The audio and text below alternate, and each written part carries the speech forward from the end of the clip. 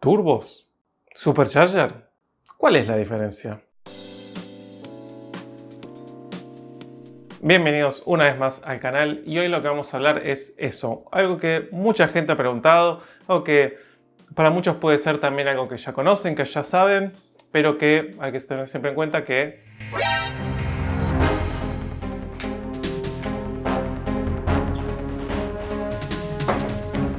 ¿y de qué les estoy hablando? De esto mismo, de las diferencias entre el turbo y un supercharger. Para empezar vamos a ver cuáles son las similitudes. Estos son dos métodos de inducción forzada, o sea, lo que hacen es meter más aire todavía dentro del motor para que, si tenemos más aire, podamos meter más combustible y por ende generar más potencia. Entonces, tanto los turbos como los superchargers lo que tienen es que logran esto mismo, esto de meter más aire dentro del motor, de dos formas bastante diferentes.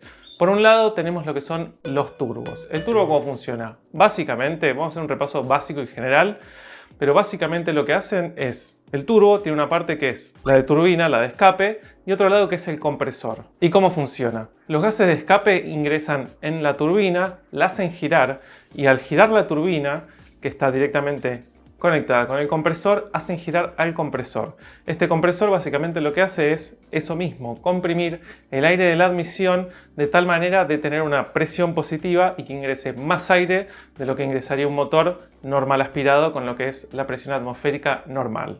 Generalmente lo que encontramos en un armado turbo es luego del turbo un intercooler. Un intercooler tiene la función de enfriar la carga de aire que ingresa antes de ingresar al motor, ya que por un lado en el proceso de compresión del aire eso eleva la temperatura del aire y además lo que tenemos que tener en cuenta es eso, que por cómo está dispuesto el turbo tenemos el escape, la parte de la turbina que está a una temperatura tremenda y por otro lado al ladito nada más tenemos el compresor. Entonces ya por un tema de disposición, de ubicación, hace que también se caliente aún más el aire que está por ingresar al motor. Entonces el intercooler, ¿qué es lo que hace? El intercooler lo que hace es ayudar a la refrigeración de este aire para que pueda ingresar mucho más fresco y no genere ningún tipo de detonación o evento no deseado dentro del motor. Además de eso, el aire frío es más denso, tiene más oxígeno, lo que nos va a dar una combustión mucho más interesante. Lo genial del turbo es que es algo que es súper eficiente porque está transformando algo que es realmente algo que se descarta de la combustión, que son los gases de escape, que si no tendríamos el turbo se irían directamente por el escape. Transforma esto, que es algo que se descarta, en trabajo, en algo útil. Eso es lo más espectacular, si quieren, del turbo. Y como ya vimos en otro video, que lo pueden encontrar ahí, hay muchísimas configuraciones diferentes de turbos. Tenemos sistemas con un turbo, dos turbos, tres turbos, turbos gemelos que cargan en paralelo, secuencial, compuesto, en etapas. Hay un montón de formas diferentes de que trabajen estos turbos, pero a grandes rasgos trabajan de esa manera. Los gases de escape hacen girar a la turbina, que hace girar el compresor y este hace ingresar aire dentro del motor. Que ingrese esta cantidad de aire dentro del motor nos da la posibilidad de inyectar más combustible dentro del motor y generar una combustión mucho más importante. También tenemos que pensar que la tecnología de los turbos es algo que ya lleva muchísimo tiempo en el mercado, por lo que van apareciendo nuevas tecnologías que hacen que sean muchísimo más eficientes. Tenemos diferentes tipos de rulemanes, diferentes tipos de rodamientos, hay turbos que son bipulsativos o twin scroll, que son también maravillosos, son todas cosas para profundizar en algún otro video en el futuro. Tenemos también los turbos de geometría variable, que es como si tuvieran una especie de, digámosle, bistec dentro del turbo. La posición del turbo con respecto al motor y al vano se ha desarrollado muchísimo la tecnología de turbo realmente. Pero bueno, todo esto es maravilloso, pero tiene también su lado negativo. ¿Y cuáles son las cosas negativas de un motor turbo? El turbo en sí tiene que estar dimensionado, o sea, el tamaño del turbo tiene que estar armado con respecto al motor y sobre qué momento se le quiere dar la mayor eficiencia. O sea, a un motor chico no se le puede poner un turbo gigante porque si no nunca lo va a mover, no va a poder trabajar uno con el otro. Y al mismo tiempo, al elegir el tamaño del turbo, se tiene que determinar si lo que se quiere es que el auto tenga más potencia. O sea, que la eficiencia, que el momento de régimen de eficiencia del turbo sea a bajas vueltas del motor, a medias vueltas, a altas vueltas. Y eso está ligado a esto de cuándo es que actúa el turbo. Después algo que tienen que tener en cuenta es el tan conocido y tan escuchado turbo lag. Pero hay realmente dos elementos ahí importantes. Tenemos lo que es el turbo lag y el umbral de gases de escape, que son cosas que muchas veces la gente se confunde. El umbral de gases de escape refiere a esto que decíamos antes. El motor, dependiendo de su cilindrada, va a tener que mover tanto aire, tantos gases de escape, para poder hacer que el turbo realmente comience a generar presión positiva. Entonces, mientras más grande sea el motor, más fácil le va a ser mover un turbo, mientras más chico, más difícil. ¿Esto qué es lo que determina? Que cuando perdamos un motor con un turbo, a qué RPM del motor el turbo realmente está generando presión positiva. Eso es el umbral de gases de escape. Por ejemplo, hay algunos motores que son turbo de fábrica que recién después de, no sé, 3000 vueltas, uno puede realmente sentir que el turbo está haciendo su trabajo, que está realmente dándote esa patada extra de torque. Entonces nosotros podemos ver ahí que quizás viene la respuesta del motor así y en el momento que cruzamos ese umbral de gases de escape, que empieza a escalar de una manera no lineal la potencia, sino que es mucho más empinada. Después, por otro lado, tenemos lo que es el turbo lag. ¿El turbo lag a qué refiere? A que todo lo que tiene que pasar entre que nosotros pisamos el pedal y realmente nosotros sentimos ese empujón de torque del auto. Estas son obviamente dos cosas que se pueden componer, lo que es el tema del umbral de gases de escape con el turbo lag. Pero uno puede estar sobre el umbral de gases de escape e igualmente el turbo lag se puede sentir. Esto básicamente es eso. Nosotros pisamos el acelerador, eso tiene que hacer que el motor gire. El motor gire tiene que hacer que los gases de escape giren más todavía al turbo. El turbo hace girar el compresor. El compresor le ingresa aire que pasa por el intercooler que después entra al motor. Todo eso que sucede es lo que hace que uno pise y tengas un pequeño delay, este lag, esta diferencia entre cuando uno pisa el acelerador y realmente cuando tiene la respuesta de las ruedas del torque. Y eso yendo sobre el motor, no tenemos que pensar que tiene que pasar por el embrague, la caja, diferenciales, eso ni siquiera lo tengamos en cuenta. Entonces esto lo que hace es que la respuesta del pedal no sea lineal, a tal punto que uno puede pisar el pedal cierta cantidad, tener cierta respuesta, uno creer, bueno, esta es la respuesta que tiene el motor, no mover el pie de ahí, ni siquiera milimétricamente, y que como pasa todo este ciclo que antes mencionamos, que ahí tengas recién un empujón y que tengas la verdadera respuesta del motor. Esto igualmente con las tecnologías que se van desarrollando y cómo se va tanto al downsizing, se está achicando cada vez más. Pero aún así, en los motores de inyección directa y demás, es algo que es innegable que se puede sentir.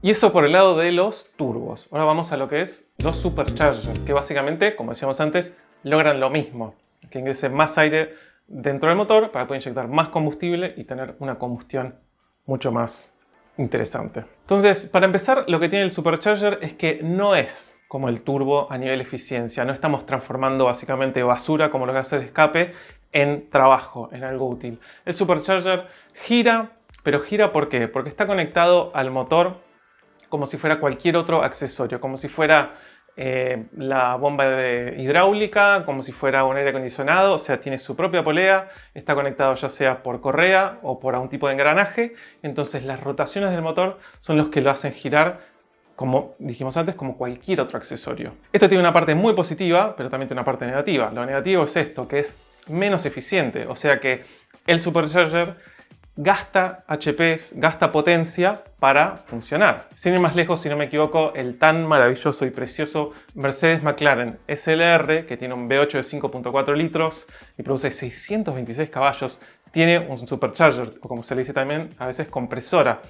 Para que el V8 de 5.4 litros haga girar al supercharger, si no me equivoco, le costaba unos 126 caballos. O sea que está bien, obviamente rinde después, ¿no? Porque el auto termina produciendo 626 caballos, pero a lo que voy es eso. Imagínense, si hay motores de 4 cilindros que no producen ni 120 caballos, claramente no podrían mover ese supercharger.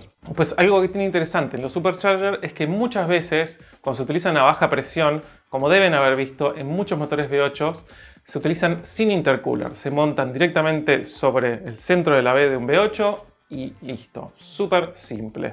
¿Cuál es el tema? Esto generalmente es porque se utilizan presiones de 5 PSI, 7 PSI, pero bueno, para motores tan grandes, un par de PSI realmente hacen una diferencia monstruosa. Esto no quita que si uno quiere irse a más potencia todavía, puede realmente ahí hacerte un sistema de intercooler y demás, que se utilizan en otros superchargers que les voy a mencionar ahora. A grandes rasgos hay tres tipos de superchargers principales. Tenemos por un lado lo que son los Roots, que fueron inventados por los hermanos Roots en Estados Unidos, que son básicamente dos rotores con 3 lóbulos cada uno que giran y básicamente lo que hacen es eso, van generando esta situación de presión positiva en la admisión.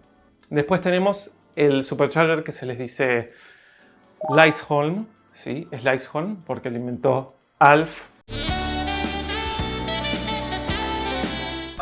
Lysholm, que era un sueco, que básicamente es muy parecido al Roots en el sentido de que tiene dos rotores, pero los rotores no son iguales, aunque se le diga twin screw o de tornillos gemelos, no son iguales, sino que hay uno que es macho y otro que es hembra, son diferentes, tienen una diferente cantidad de lóbulos y en el girar generan esta situación de presión positiva.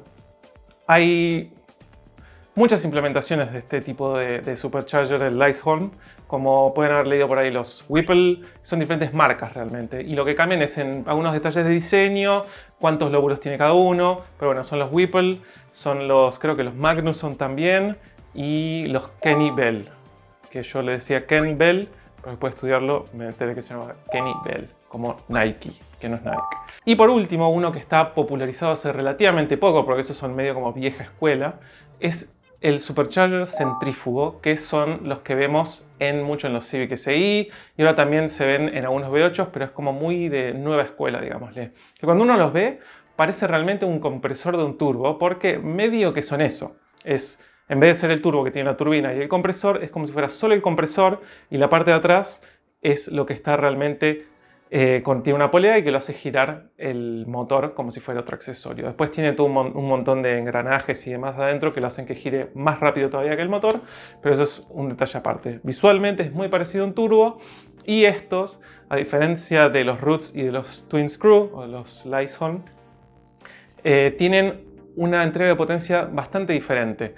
Los Roots y los Lysholm generan ya mucho torque desde bajas RPMs, en cambio los centrífugos tienen una entrega de potencia más lineal y hasta están más diseñados para generar potencia a altas RPM. Y como decíamos que los turbos tenían este problema del lag y del umbral de escape, lo que tienen de positivo los superchargers es que al estar directamente conectados al motor, al cigüeñal básicamente, el incremento de presión y por ende de la entrega de potencia es súper lineal.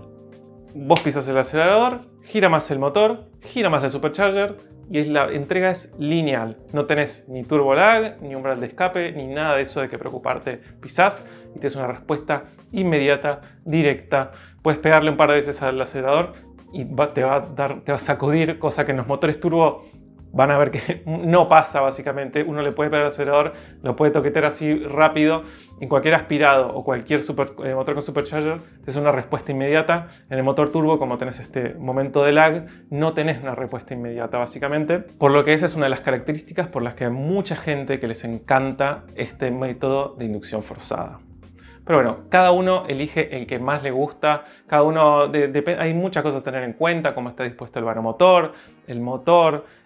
Hay aplicaciones diferentes para cada preferencia y para cada también objetivo, porque no se va a utilizar lo mismo quizás en cuarto de milla, en track day, hay de todo básicamente. También hay implementaciones que son las dos cosas a la vez, que son los famosos motores Twin Charge, que solo da más evidencia de que la gente de marketing utiliza lo que se le canta para poner el nombre de las cosas, porque es Twin Charge solo porque tiene turbo y un supercharger, pero no tiene nada que ver una cosa con la otra, no son gemelos ni nada. La primera implementación del sistema Twin Charge fue en 1984, si no me equivoco, por la gente de Lancia, con el Lancia Delta S4 del grupo B.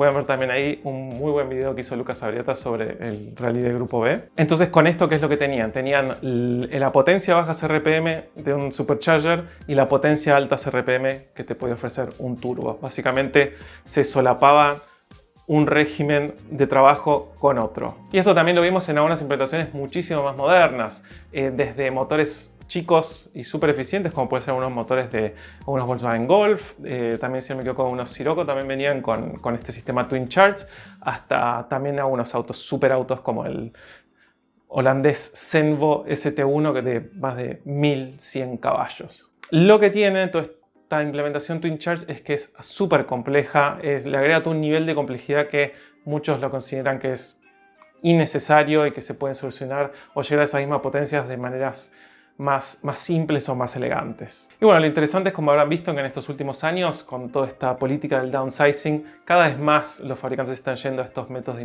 inducción forzada, ya sea con turbos, con supercharger, y esto de alguna manera se hermana y se mejora con todo lo que son los desarrollos que han habido en estos últimos años de lo que son las levas variables, inyección directa e indirecta al mismo tiempo, todo lo que es, por ejemplo, los sistemas como Valvetronic, o ahora que también se vienen los sistemas de relación de compresión variable, todas estas cosas, o mismo también dónde se posicionan, por ejemplo, los turbos en los motores más modernos. Los alemanes están yendo a esto de poner los turbos en el medio de la V, en la V caliente, por así decirlo, y todas estas cosas van haciendo que sea mucho más eficiente, tener menor consumo, más potencia. Son cosas súper interesantes realmente y ayudan mucho a tener motores mucho más fáciles de potenciar, que eso es al fin y al cabo lo que nos interesa a nosotros. Así que ustedes, ¿qué les parece? ¿Les gustan más los turbos o los superchargers? ¿Qué les parece el video? Espero que les haya gustado. Si les gustó, denle like. Si les encantó, suscríbanse y nos estamos viendo muy pronto.